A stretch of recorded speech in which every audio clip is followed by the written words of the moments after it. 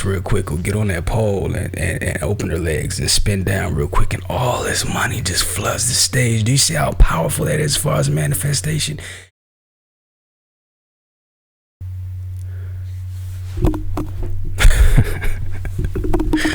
What's up, y'all? I hope you're well.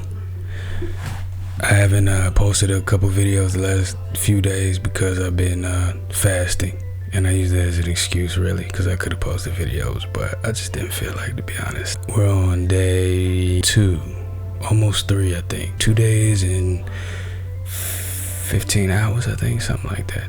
But I'm gonna eat again tomorrow. Sometimes it gets a little rough. You dig? Happy Women's History Month, you know. In honor of that, I wanted to make a video because, you know, if you show too little appreciation, then, you know, one appears chauvinistic or misogynistic. And if you show too much appreciation, then, you know, you start heading into simp territory, or, you know, male feminist. So this is my one video right here, and then don't ask me nothing else about women no more. I'm just kidding.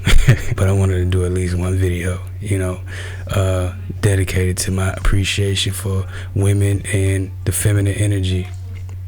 My main point in all this is not to just praise women, but to outline how there can't be one without the other. You know, there can be no woman without man, and vice versa. And in that way, I think in the past, I don't know, few thousand years or so, you know, we've kind of lost sight of that, you know.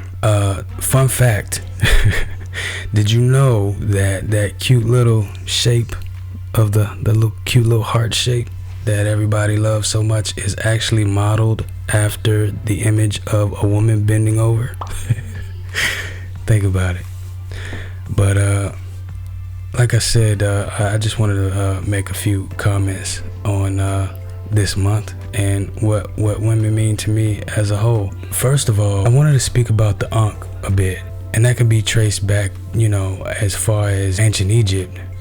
And initially, you have the cross with the circle above it, and the cross, the straight part, supposedly symbolizes the male energy, and the circle atop represents the feminine energy, or like the womb of creation. It's from that place that all is born. Of course, the Europeans came, and then we moved into this whole era of masculinity, and they actually in form religious aspects such as Christianity, they took the womb out altogether and just left the masculine form, which is the cross that we know today. Which again, if you watch any of my other videos, and you know that the religion became lopsided. You can't have one without the other.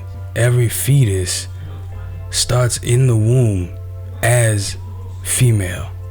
It's not until the hormones take effect that, you know, from the man, that key that he inserts, that unlocks the genetics to determine, you know, whether or not that female fetus stays female or becomes male. So, you know, anybody who's extra masculine, you know, just know that when you came into this world, you came into this world as a female. But, you know, like I said, you can't have, there can be no masculine energy without the feminine, because as I stated, there has to be a balance, you know. And there's, as far as when we consider the energies of the spine, you know, there are three main channels that are associated with the whole kundalini aspect of, you know, yogic practices and things like that. But up your spine, they say that energy travels from your root chakra all the way up and through all the other chakras and out the crown chakra. And when this burst happens, then that's when, you know, one achieves enlightenment. And I mention this because there are two channels that pass over the one main channel, which would be basically the vertebrae or the spine. Well, the nervous system is basically the main nervous system. And one side is the Ida and one side is the Pingala. And these two start at the root, and they both crisscross throughout, from the bottom to the top, throughout each chakra of the body, through the stomach, through the the stomach, the root, all the way through the chest, and through each chakra they cross all the way up into the pineal gland and out of the crown chakra at the top. And my point of that being is, people want to achieve enlightenment, and they want to reach this state of this higher consciousness or this higher state of being. And I like to believe that it's not wholeheartedly possible if one doesn't embrace the female aspect, because as I mentioned before, with the two energies, the Ida and the Pingala, one is believed to be associated with like the moon and the other the sun. And if we look at these two energies, the sun is a masculine energy, whereas the moon being a feminine energy, and both of these are needed as they crisscross throughout our upper spine, as far as the whole kundalini experience situation and whatnot.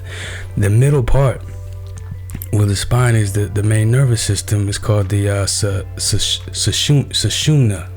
Say it with me now, Sushumna. But it's fascinating because this, as far as yoga tradition, it's believed to be the physical aspect. And it's funny because that's where the physical body rests. These energies passed over the chakra several times.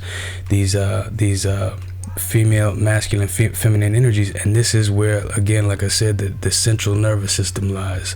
So it all makes sense as far as how this ties together, and they each cross over into each chakra as they continue up. You follow me? So you can't have one without the other. The yin and the yang, the light and the dark, up, down, left, right. This whole plane of existence is based on duality, and for one to emphasize one over the other, the masculine or the feminine, they put themselves in an imbalance, no matter what it might be. Science, religion, health, you know what I mean? There's always has to be a balance, no more of one than the other. So I mentioned that just to circle back to my main point as far as why females and the feminine energy is so important. And aside from the aspect of you needing both energies, and this place being a dual plane of existence, point of the matter is, God, I don't know how I want to go into this, but God, they say, is a black woman. I'm not even going to all that right now, but point being, everything comes from the feminine energy. Everything is born from the feminine. That's the creation, and everything is born out of the womb of the female, of the woman, meaning everything in this space, everything that we've seen, there had to be a feminine aspect. Everything had to come from a feminine energy. Anytime, even when we get electricity, we stick our plug into the socket and then we get life. We turn the light on, we burn our toast, you know what I'm saying? So you can't not respect and pay homage to the power of the female and the feminine energy. Another thing that I wanted to mention, as far as the strength and the sheer power of the feminine energy in regards to manifestation, I'm going to take it all the way hood on you and say, look at strip clubs. You see what I'm saying? Look at women in strip clubs, and all they're doing, there's this convergence of all these energies. People who come to this place, women who come to work there, guys who come, and all they do is clap that ass real quick. And guess what? Just all money is energy, right? Money is a tool we use to references or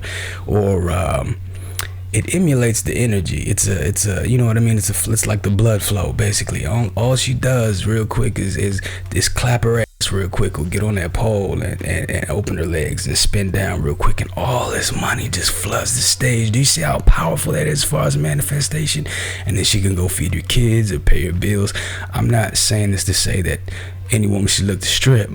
This is solely just an example of the power of the divine feminine energy. That's all. So I always mention or reference, how I was at a young age and the differences between how I am and how I live now after it's all said and done.